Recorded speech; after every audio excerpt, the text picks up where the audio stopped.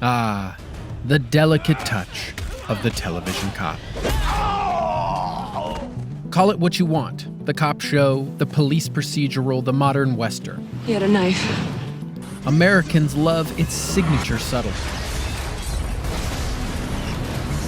So if you want your TV time to include The Boys in Blue, you just have to pick a location. Gotta come on. But a summer of protests about how real cops were caught acting on camera led some people to question the shows that have spent decades depicting good cops chasing the bad guys, no matter the cost. You need people like me out on the streets, doing the things regular cops are unwilling to do. And a lot of Americans spend more time with TV cops than with real ones. Jack, listen to the officer. So changing public perception is tough.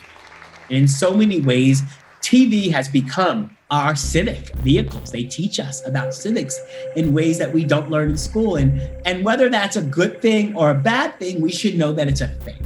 We see a world in which police never actually do anything wrong. And when they do something wrong, they're given the storyline that the ends somehow justify the means.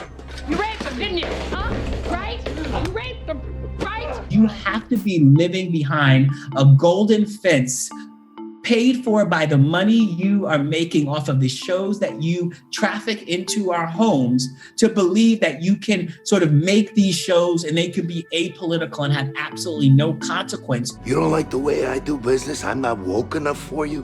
While audiences love a rogue TV cop, in real life, lawyers work to keep them in line, like public defender Jen Vinh Wong. I was like a Law and Order junkie. I binged on Law and Order.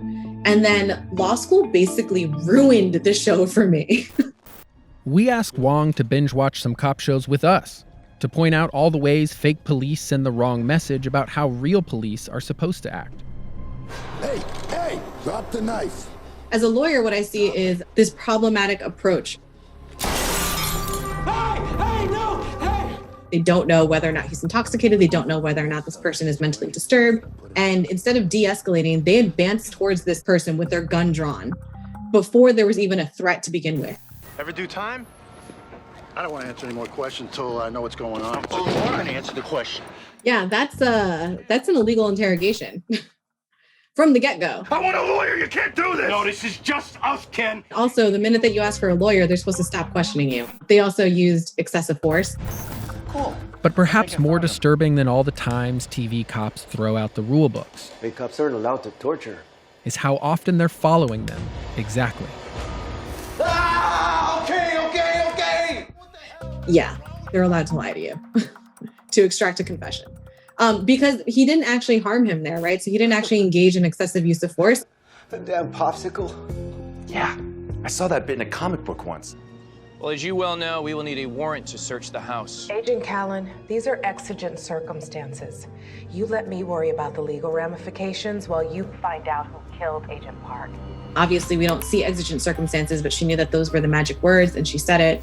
You have officers who may at first say, no, maybe we shouldn't do that. And then you have the supervisors who were allowed to rise through the ranks, who are now encouraging these officers to engage in misconduct and who are basically saying to them, you will not have to worry about the consequences. I will protect you.